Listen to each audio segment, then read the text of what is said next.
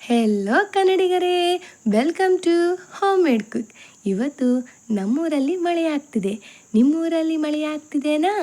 ಮಳೆ ಆಗ್ತಿದ್ರೆ ನಿಮಗೆ ಯಾವ ಥರ ರೆಸಿಪೀಸ್ ತಿನ್ನಬೇಕನ್ಸುತ್ತೆ ನನಗೆ ಹೇಳ್ಕೊಡಿ, ನಾನು ಮಾಡೋಕ್ಕೆ ಟ್ರೈ ಮಾಡ್ತೀನಿ. ನಿಮ್ಮಲ್ಲಿ ಸ್ವಲ್ಪ ಸಬ್ಸ್ಕ್ರೈಬರ್ಸ್ ನಿಮಗೆ ಕನ್ನಡ ಚೆನ್ನಾಗಿ ಮಾತಾಡೋಕ್ಕೆ ಬರ್ತಾ ಇಲ್ಲ ಅಂತ ಹೇಳ್ತಾ ಇದ್ದಾರೆ. ಆದರೆ ನಾನು ಮಾತಾಡೋಕ್ಕೆ ಬಹಳ ಟ್ರೈ ಮಾಡ್ತಾಯಿದ್ದೀನಿ. ನನಗೆ ಕನ್ನಡ ಚೆನ್ನಾಗಿ ಬರಲ್ಲ. ನಾನು ಮೊದಲ ವೀಡಿಯೋನಲ್ಲೇ ನಿಮಗೆ ಹೇಳ್ಕೊಂಡಿದ್ದೀನಿ. ಸ್ವಲ್ಪ ಅರ್ಥ ಮಾಡಿಕೊಂಡು ನನ್ನ ವೀಡಿಯೋಸ್ಗೆ ಸಪೋರ್ಟ್ ಮಾಡಿ ಪ್ಲೀಸ್. ಹಾಗೆ ನಿಮಗೆ ನಾನು ಒಂದು ಈಸಿ ಆ್ಯಂಡ್ ಎಮ್ಮಿ ರೆಸಿಪಿ ತೋರಿಸ್ಬೇಕಂತ ನಿಮ್ಮ ಮುಂದೆ ಬಂದಿದ್ದೀನಿ. ಅದೇ ಆನಿಯನ್ ಪಕೋಡ. ಅದಕ್ಕೆ ಬೇಕಾಗೋ ಇಂಗ್ರೀಡಿಯೆಂಟ್ಸ್: ಆನಿಯನ್ಸ್, ಚಿಲ್ಲೀಸ್, ಜಿಂಜರ್, ಕರಿಬೇವು ಹಾಗೆ ಹಸಿ ಕಡಲೆ ಹಿಟ್ಟು. ಮುಂಚೆ ನಾವು ಬಾಂಡಿಯನ್ನು ಇಟ್ಕೊಂಡು ಅದಕ್ಕೆ ಆಯಿಲನ್ನು ಹಾಕೋಣ. ಆಯಿಲ್ ಹಾಕ್ಕೊಂಡು ಅದು ಬಿಸಿ ಆಗ್ತಾ ಇರುತ್ತೆ.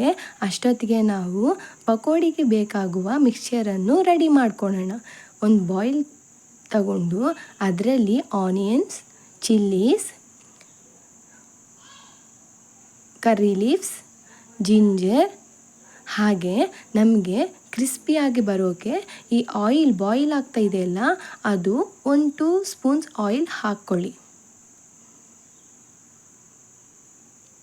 2 ಸ್ಪೂನ್ಸ್ ಆಯಿಲ್ ಹಾಕ್ಕೊಂಡಿದ್ಮೇಲೆ ಅದಕ್ಕೆ ಟೇಸ್ಟಿಗೆ ಸಾಲ್ಟ್ ಹಾಕೋಣ. ಸಾಲ್ಟ್ ಹಾಕಿದ ಮೇಲೆ ನಾವು ಒಂದ್ಸಲ ಕಲಸೋಣ. ಒಂದ್ಸಲ ನೀಟಾಗಿ ಕಲಸಿದ ಮೇಲೆ ಅದಕ್ಕೆ ನಾವು ಈ ಕಡಲೆ ಹಿಟ್ಟನ್ನು ಹಾಕೋಣ. ಹಾಕಿದ ಮೇಲೆ ನೀವು ಮೊದಲನೇ ನೀರು ಹಾಕಬೇಡಿ. ಆನಿಯನ್ಸಲ್ಲಿ ಸ್ವಲ್ಪ ವಾಟರ್ ಕಂಟೆಂಟ್ ಇರುತ್ತೆ. ಅದಕ್ಕೆ ನಾವು ಅಡ್ಜಸ್ಟ್ ಮಾಡ್ಕೊತ ವಾಟರ್ ಹಾಕ್ಕೊಳ್ಳಿ. ವಾಟರ್ ಹಾಕಿದ ಮೇಲೆ ಮತ್ತೆ ಅಡ್ಜಸ್ಟ್ ಮಾಡ್ಕೊತ ಸ್ವಲ್ಪ ಹಿಟ್ಟು ಸೇರಿಸುತ್ತಾ ನಿಮಗೆ ಪಕೋಡಿ ಯಾವ ಸ್ಟ್ರಕ್ಚರ್ ಬೇಕನ್ಕೊತೀರೋ ಆ ಥರ ಹಿಟ್ಟನ್ನು ಹಾಕ್ಕೊಳ್ಳಿ. ಒಬ್ಬೊಬ್ಬರು ಬೋಂಡಾ ಥರ ಹಾಕ್ತಾರೆ, ಅದಕ್ಕೆ ಸ್ವಲ್ಪ ಹಿಟ್ಟು ಜಾಸ್ತಿ ಹಿಡಿಯುತ್ತೆ. ನಮಗೆ ಪಕೋಡಿ ಒಂದು ಆನಿಯನ್ಸ್ ಒಂದೇ ಹಿಟ್ಟನ್ನು ಹಿಡಿಯಬೇಕು.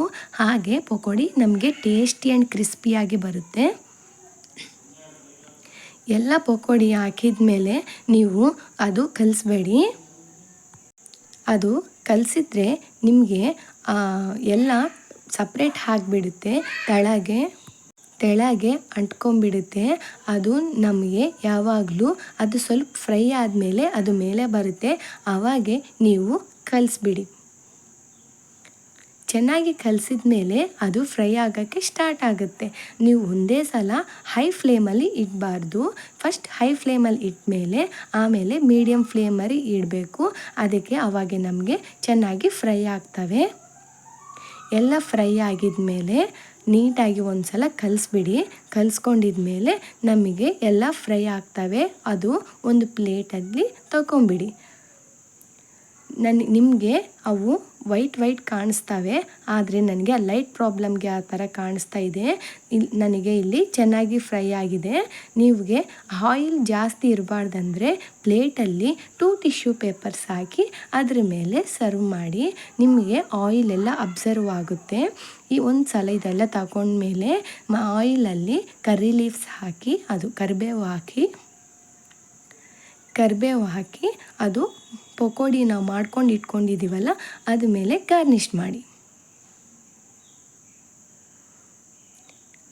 ಒಂದು ಸಲ ಎಲ್ಲ ಗಾರ್ನಿಷ್ ಆದಮೇಲೆ ನಿಮ್ಮ ಮನೆಯವರಿಗೆ ಸರ್ವ್ ಮಾಡಿ. ಅಷ್ಟೇ, ನಾನು ಮಾಡಿದ ಈಸಿ ಕ್ರಿಸ್ಪಿ ಆ್ಯಂಡ್ ಎಮ್ಮಿ ಪಕೋಡಿ ರೆಡಿಯಾಗಿದೆ. ಹೇಗಿದೆ ಅಂತ ನಿಮ್ಮ ಮನೆಯಲ್ಲಿ ಟ್ರೈ ಮಾಡಿ. ಹೇಗಿದೆ ಅಂತ ನನ್ನ ಕಾಮೆಂಟ್ ಸೆಕ್ಷನಲ್ಲಿ ಕಾಮೆಂಟ್ ಮಾಡಿ. ನೆಕ್ಸ್ಟ್ ವೀಡಿಯೋಯಿಂದ ನಿಮ್ಮ ಮುಂದೆ ಬರ್ತೀನಿ. Okay, bye friends.